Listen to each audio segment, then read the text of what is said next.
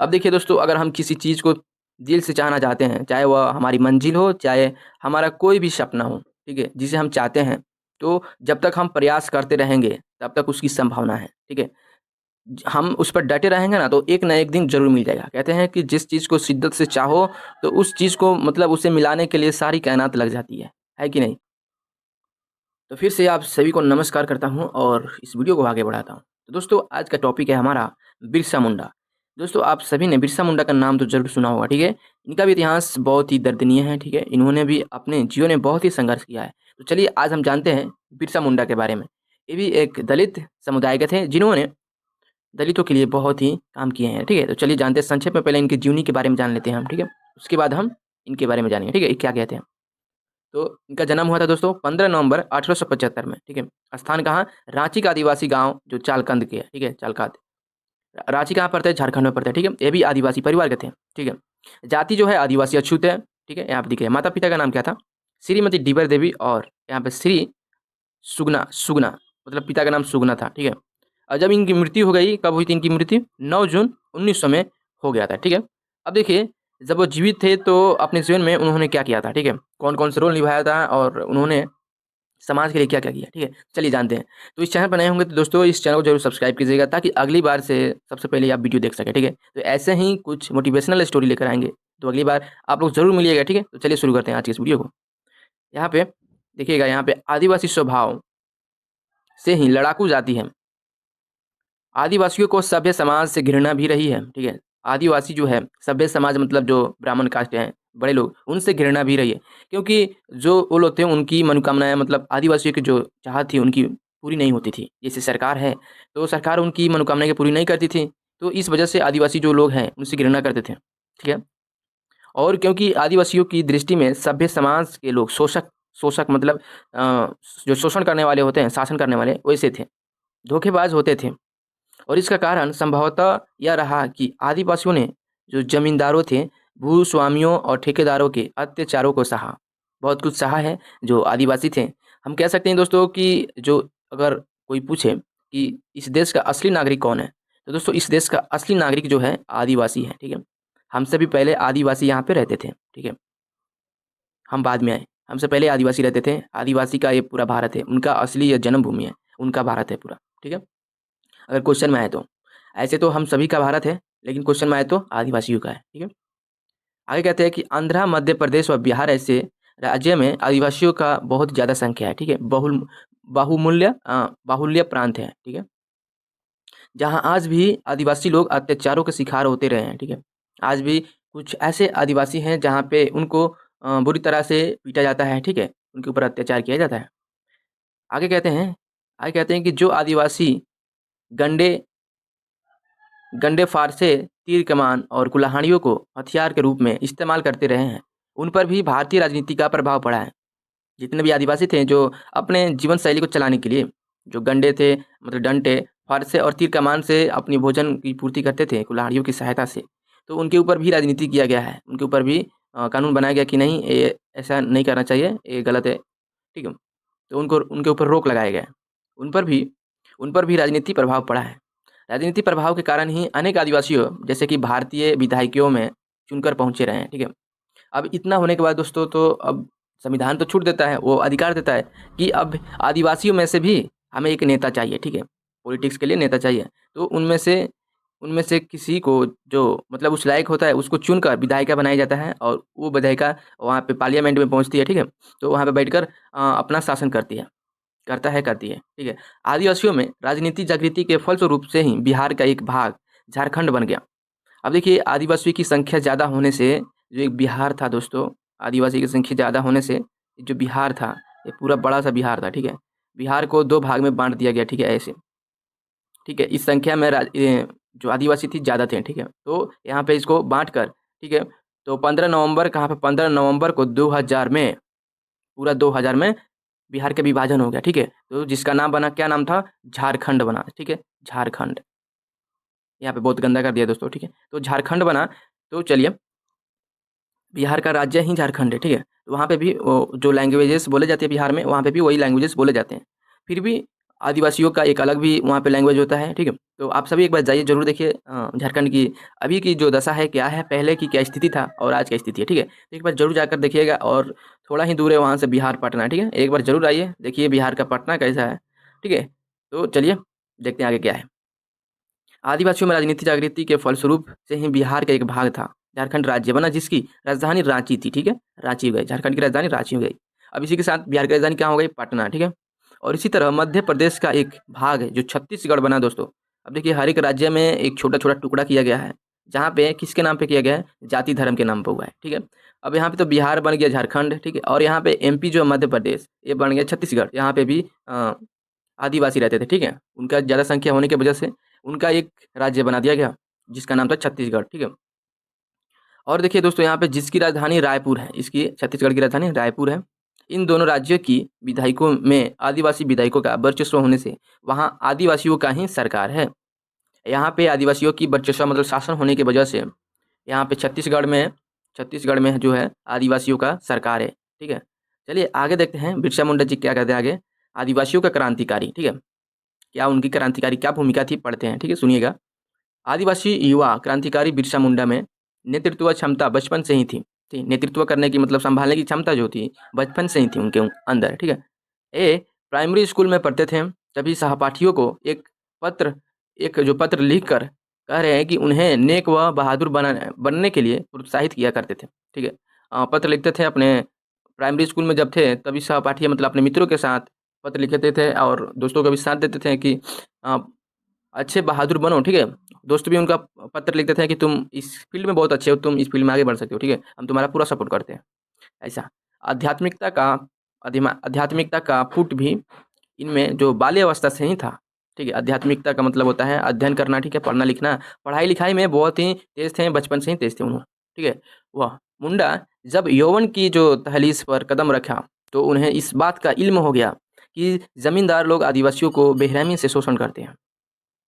यहाँ पे जो मुंडा जो था मतलब बिरसा मुंडा जो थे, मतलब वो कम से कम 10 साल के थे जब 15-18 के बीच में जब उनका जो उम्र हुआ, एज हुआ, तब उनको समझ आया कि इस बात को समझ आया कि जो आदिवासी थे, जो महिलाएँ थे और बुजुर्ग थे, कोई भी थे, उनके ऊपर बहुत ही बेरहमी से शोषण होता था, ठीक है। शोषण होता था उस समय भी, तब उनको समझ में आया कि इसके खिलाफ हमें आवाज़ उठानी चाहिए।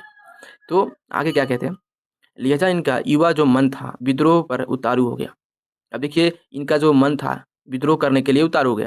अब देखिए आदमी जो है या फिर कोई इंसान विद्रोह क्यों करता है किसी के खिलाफ, जब उसकी बातों को नहीं सुनी जाती है, ठीक है।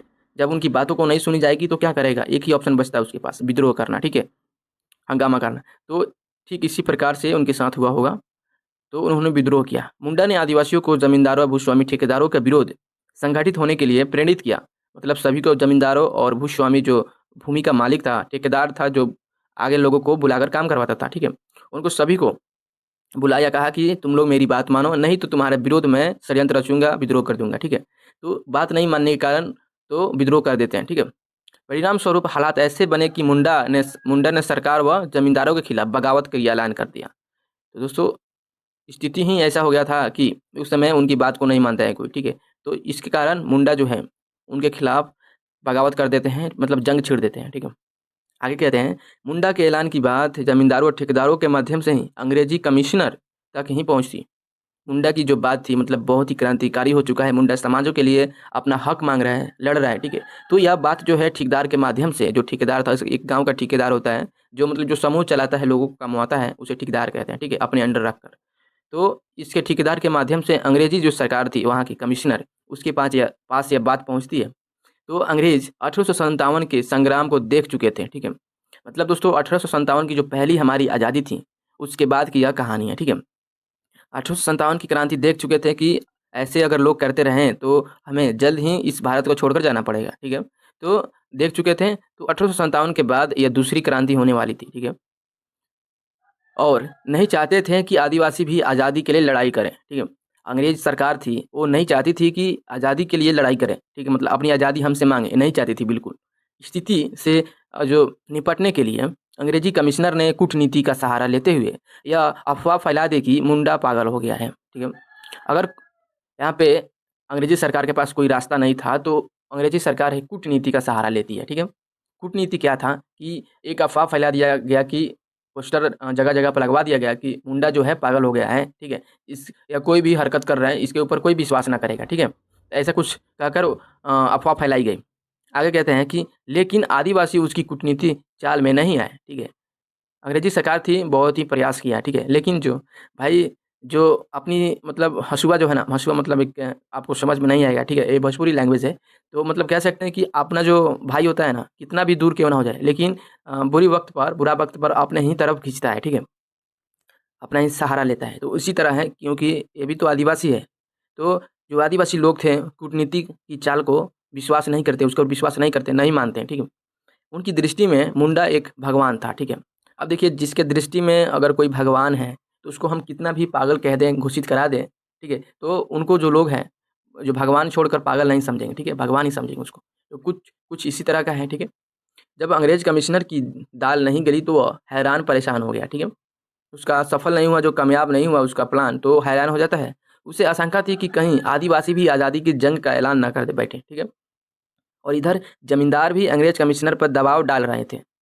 जमींदार भी दबाव डाल रहा था कि ये सरकार क्या हो रही है, जल्दी से इसे बंद कराइए, नहीं तो हमारा जो बिजनेस है यह इसके ऊपर ठप्पा लग जाएगा, ठीक है। तो ऐसे कुछ करके हुआ था।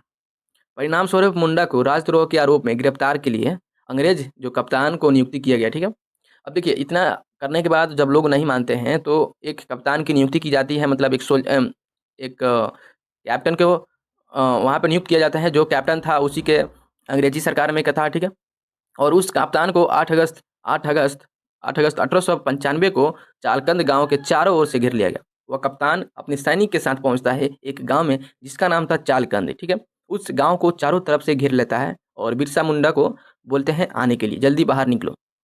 आगे क्या होता है, गांव की जो घेराबंदी को देखते हुए हजारों आदिवासी मुंडा की गिरफ्तारी का विरोध करते हुए सामने आ डटे थे, ठीक है।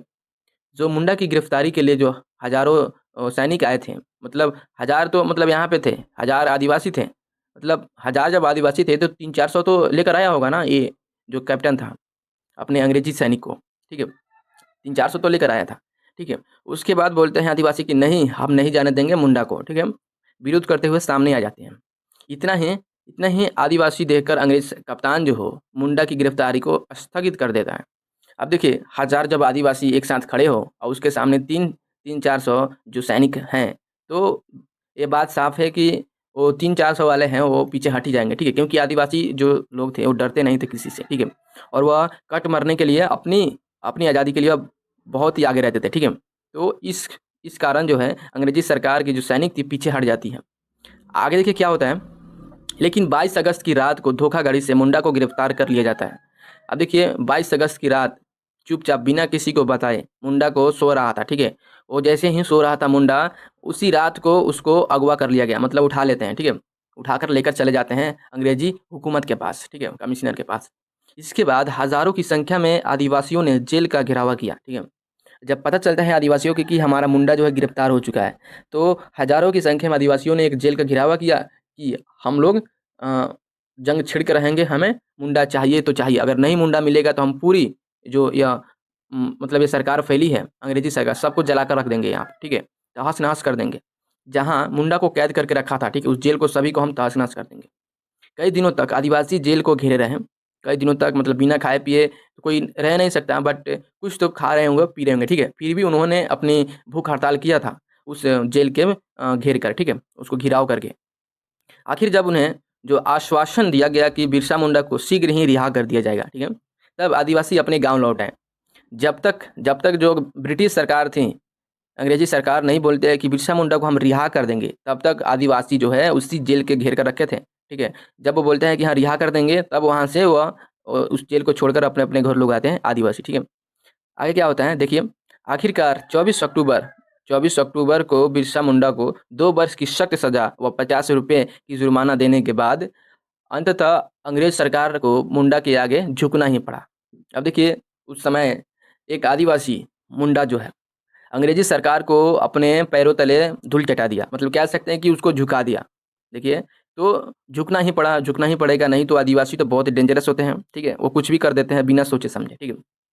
तो शायद हो सकता था कि वो दोनों के बीच युद्ध हो जाए तो फिर ये जो अंग्रेजी सरकार है इनका हुकूमत पर बहुत ही क्या काली पोती जाएगी, मतलब थोड़ा मुश्किल हो जाएगा और उनके ऊपर इल्ज़ाम मतलब उनके ऊपर काली लग जाएगी कि एक अंग्रेजी सरकार इन आदिवासियों से डर गई, ठीक है? तो ऐसा हो सकता था। तो इसके कारण जो अंग्रेजी सरकार झुकना पड़ा उनको। उसने मुंडा की सारी माँगें पूरी मंजूरी की गई, ठीक है? जो भी माँग था मुंडा की उसको पूरा किया गया, ठीक है? फिर भी अदालत के आदेश पर मुंडा को 30 नवंबर 1897 को रिहा कर दिया गया, ठीक है? फाइनली वह 30 नवंबर 1897 को उनको रिहा कर दिया गया, छोड़ दिया गया जेल से, ठीक है? पूरी तरह से आज़ाद है, ठीक है, बिरसा मुंडा। अब देखिए दोस्तों, अगर हम किसी चीज़ को दिल से चाहना चाहते हैं, चाहे वह हमारी मंज़िल हो, चाहे हमारा कोई भी सपना हो, ठीक है, जिसे हम चाहते हैं, तो जब तक हम प्रयास करते रहेंगे, तब तक उसकी संभावना है, ठीक है? हम उस पर डटे रहेंगे ना, तो एक ना एक दिन ज़रूर मिल जाएगा। कहते हैं कि जिस चीज़ को शिद्दत से चाहो, तो उस चीज़ को मतलब उसे मिलाने के लिए सारी कायनात लग जाती है कि नहीं? तो कुछ इसी तरह का है। तो बिरसा मुंडा चाहते थे कि हमारी जो माँगें पूरी की जाए, ठीक है? और जितने भी हमारे आदिवासी भाई हैं, उनको सही-सही खाना, भोजन या एजुकेशन की व्यवस्था की जाए, ठीक है? तो कुछ इस तरह का उनकी माँगें थी और उस माँग को जो सरकार थी, अंग्रेज़ी सरकार, उनको पूरा करना पड़ा, ठीक है? तो चलिए देखते हैं आगे क्या होता है यहाँ पे, ठीक है? जो बिरसा की देन थी, अब देखिए क्या है बिरसा की देन, पढ़ लेते हैं। बिरसा ने पशु बलि बंद करवा दी, ठीक है? अब देखिए बिरसा मुंडा जो है आगे चलकर अपने समाज के लिए क्या-क्या काम करते हैं। पहले तो पशु बलि बंद करा दी उस समय, और उनके जो जो कबीला होता था, वहाँ पे भी बहुत पशु बलि दी जाती थी, ठीक है? तो पशु बलि को बंद करा दिया गया, और इतना ही नहीं, जो सिंह भोगा को ईश्वर के रूप में पूजित करवाया जाता था, इन्होंने लोगों को जीव मात्र के प्रति दया भावना रखने की शिक्षा दी। मतलब उस समय कहते थे कि जो एक सींगा जो जानवर है, उसको हम ईश्वर मानते हैं, ठीक है? और उसको ईश्वर मानने के बाद हम पशु की बलि देते हैं कि ईश्वर जो खुश रहे और हमारी रक्षा करे, ठीक है? तो इस कारण जो है, तो बिरसा मुंडा जो है इस बात को समझाता है कि देखिए, यह पूरा एक कहानी है, ठीक है? आगे कुछ नहीं है, एक सींगा वाला कोई देवता ईश्वर नहीं होता है, ठीक है? तो कुछ ऐसे शिक्षा देकर पशु बलि पर बैन लगाया, बंद करवाए। उसके बाद इन्होंने लोगों को जीवन मात्र के प्रति दया या भावना की शिक्षा दिया, ठीक है? जीवन क्या है, ठीक है? दया क्या है, भाव क्या है, इसके बारे में बताया और शिक्षा दिया उन्होंने। मांस भक्षण व मदिरा सेवन का भी विरोध किया। मांस मांस खाने का ऊपर पूरा पाबंदी लगाया गया, ठीक है? बंद किया गया। और मदिरा का मतलब होता है शराब होता है, ठीक है? उसको पीने पर भी बैन लगाया, ठीक है? और साथ ही अपने अनुयायियों से संगठित रहने का आह्वान किया। जितने भी लोग उनके मानने वाले थे, चाहने वाले थे बिरसा मुंडा को, ठीक है? उनसे आग्रह किया कि जितने भी लोग हमारे साथ रहना चाहते हैं, वो रह सकते हैं, ठीक है? और भी जो लोग हैं रहना चाहेंगे, तो उनको यह संदेश भिजवा दीजिए ताकि वो भी हमारे ग्रुप में शामिल हो जाएँ, ठीक है? तो दोस्तों, यह था बिरसा मुंडा की एक सच्ची कहानी, जो एक आदिवासी परिवार से आते हैं, ठीक है? और अपने झारखंड राज्य, जो मतलब बिहार का पहले राज्य था, जो 15 नवंबर 2000 को पूर्ण रूप से वो अलग हो गया, ठीक है? जिसकी राजधानी रांची है, ठीक है? तो उसी राज्य में, उसी स्थान पर एक जो बंदा पैदा होता है, कह सकते हैं कि ईश्वर के रूप में पैदा होता है और अपनी समाज के लिए आवाज़ उठाता है, और उसके बाद उसकी जो समस्याएँ थीं, जो अंग्रेज़ी सरकार ने पूरा किया। तो कुछ इस तरह का था बिरसा मुंडा की कहानी। तो दोस्तों, ऐसे ही आप लोग जानना चाहते हैं तो बने रहिएगा अगले वीडियो में, और वीडियो को ज़रूर शेयर कीजिए, और इस चैनल पर नए होंगे तो सब्सक्राइब करके रख लीजिएगा, ठीक है? तो मिलेंगे अगले वीडियो में, तब तक बने रहिए हमारे साथ। जय हिंद।